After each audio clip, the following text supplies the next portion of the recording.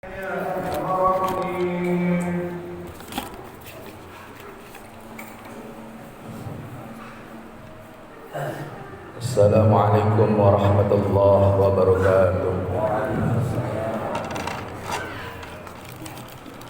Allahu Akbar, Allahu Akbar, Allahu Akbar, Allahu Akbar, Allahu Akbar, Allahu Akbar, Allahu Akbar, Allahu Akbar, Allahu Akbar.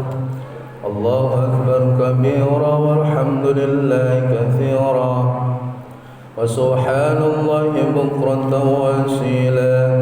La ilaha illallah wahdahu sadaqa wa'dahu wa nasara 'abdahu wa 'azza jundahu wa hazama al-ahzaba wahdahu. La ilaha illallah wallahu akbar.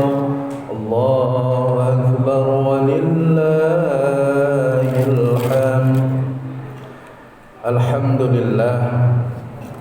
Alhamdulillahilladzi ja'ala al-khalil Ibrahim imama lana wa lisa'iril bashar. Ashhadu an la ilaha illallah wahdahu la syarika lahul mulkul 'azimul akbar. Wa ashhadu anna sayyidana Muhammadan 'abduhu wa rasuluhu syafi'u fil mahsyar. Nabiyyun qad ghafarallahu lahu ma taqaddama wa ma ta'akhkhar.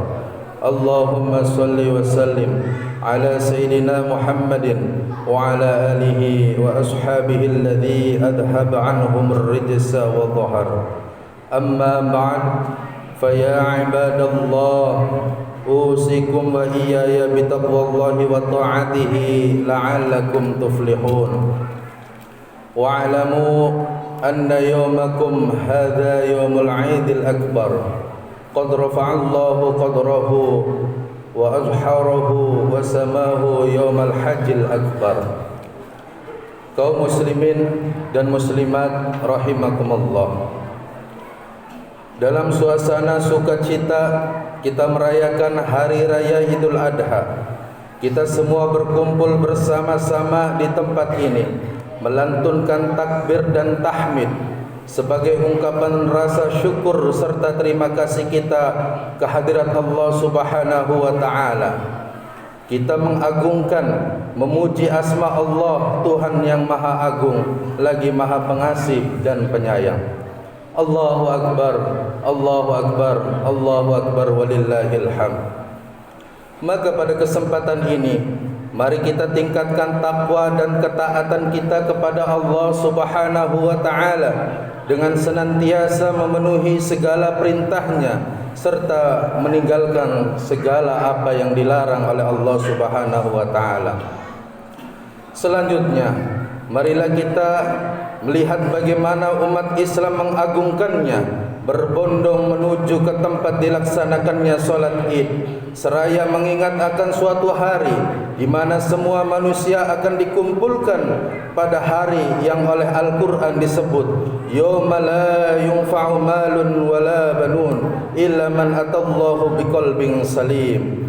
Hari yang ketika harta dan anak-anak tidak memberi manfaat lagi kecuali orang yang datang menghadap Allah dengan hati yang tenang. Allahu Akbar, Allahu Akbar, Allahu Akbar walillahil hamd.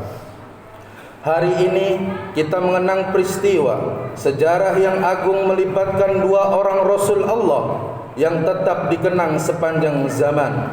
Ketika Nabi Ismail alaihissalam menginjak usia remaja, sang ayah Nabi Ibrahim alaihissalam mendapat perintah langsung dari Allah lewat mimpi bahwa ia harus mengorbankan Ismail putra kesayangannya. Tentu ada konflik batin yang bergolak terjadi pada diri Nabi Ibrahim antara kecintaan kepada anak dan ketaatan memenuhi perintah ilahi.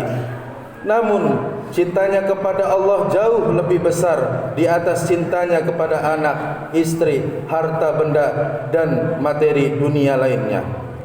Oleh karenanya, Nabi Ibrahim mengutamakan perintah Allah yang diwahyukan lewat mimpi tanpa memperdulikan konsekuensi apa yang akan terjadi sebagai akibat dari pelaksanaan perintah itu. Untuk melaksanakan perintah itu, Nabi Ibrahim alaihissalam mengajak putranya dengan berdialog sebagai bentuk komunikasi efektif antara sang ayah dengan anak dalam rangka mendidik serta membina ikatan batin kasih sayang, ketaatan dan kepatuhan. Dalam dialognya, seperti terlukis dalam bahasa yang sangat indah dan menyejukkan di dalam Al-Quran. Ya bunayya inni ara fil manami anni adbahuka fanzur madza tara. Wahai anak kandungku, sibiran tulang cahaya mata dan buah hatiku, sesungguhnya ayah melihat dalam mimpi bahwa saya akan menyembelihmu, maka pikirkanlah apa yang akan menjadi keputusanmu.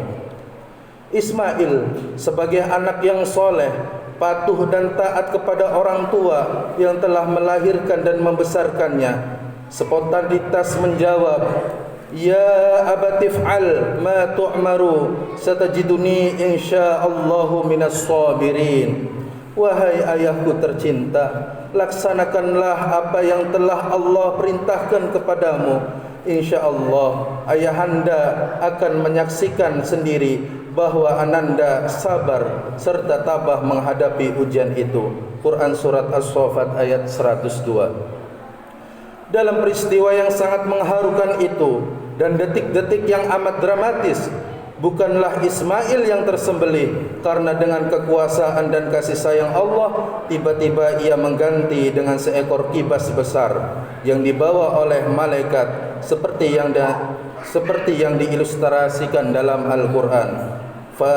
Wa fadainahu bidhibhin adzim, dan kami tebus dia yaitu Ismail dengan suatu sembelihan yang besar. Allahu Akbar, walillahil hamd.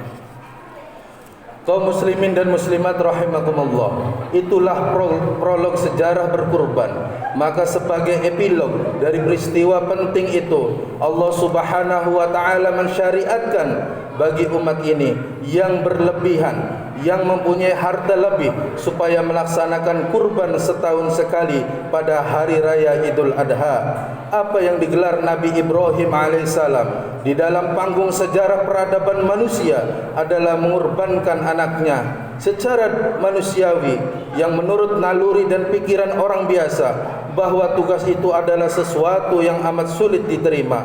Akan tetapi buat keluarga Nabi Ibrahim alaihissalam, hal itu adalah suatu keniscayaan untuk dilaksanakan. Sikap yang seperti inilah yang menunjukkan jati diri Nabi Ibrahim alaihissalam, sehingga dianugerahi oleh Allah sebagai Al-Khalil, imam, teladan dan idola. Kehormatan tersebut tidak mungkin diraih tanpa Nabi Ibrahim alaihissalam didampingi oleh istri yang solehah dan anak yang soleh.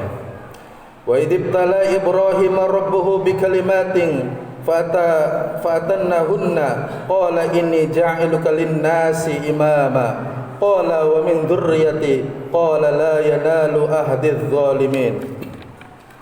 Perintahkanlah kepada Allah menguji Ibrahim dengan berbagai kalimat perintah dan harapan, maka semuanya dapat diselesaikan dengan sempurna. Maka Allah berfirman, sesungguhnya aku akan menjadikanmu imam bagi seluruh manusia. Ibrahim berkata, dan saya mohon juga buat keturunanku. Allah berfirman, janjiku ini tidak mengenai orang-orang yang zalim. Allahu Akbar, Allahu Akbar, Allahu Akbar, walillahil hamd. Kaum muslimin muslimat rahimakumullah, kurban disyariatkan guna mengingatkan manusia bahwa jalan menuju kebahagiaan membutuhkan pengorbanan dan keikhlasan, sebagai indikasi agar sifat-sifat kebinatangan yang sering mendominasi diri kita untuk ditundukkan serta dibuang jauh-jauh. Hikmat inilah yang diajarkan dalam berkurban, seperti dalam firman Allah yang artinya daging-daging dan darah binatang kurban itu tidak akan sampai kepada Allah, tetapi apa yang akan sampai kepadanya hanyalah ketakwaan. Demikianlah itu memperuntukkan binatang ternak itu bagimu. Semoga kamu mengagungkan Allah. Allah berkenan dengan petunjuknya kepadamu. Lalu berikanlah berita gembira kepada orang-orang yang membuat kebaikan. Allahu Akbar, Allahu Akbar, Allahu Akbar, walillahil hamd. Hadirin hadirat rahimakumullah. Akhirnya marilah kita bersama-sama memusatkan perhatian kita kepada Allah seraya menundukkan kepala, memohon dan berdoa pada Allah. Perkenankanlah semua doa dan permohonan kami ya Allah, ya mujibas sa'ilin. Barakallahu li wa lakum fil Qur'anil azim wa nafa'ani wa iyyakum bima fihi minal ayati wa dzikril hakim wa taqabbal minni wa minkum tilawatahu innahu was-sami'ul alim. Fastaghfirullahal azim innahu huwal ghafurur rahim.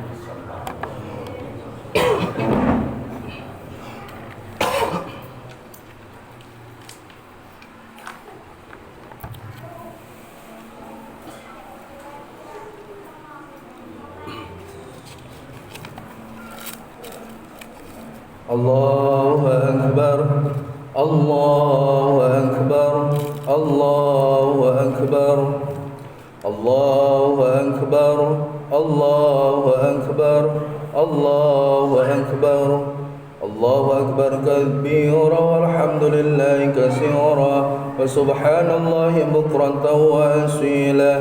La ilaha illallah wallahu akbar. Allahu Akbar walillahil hamd.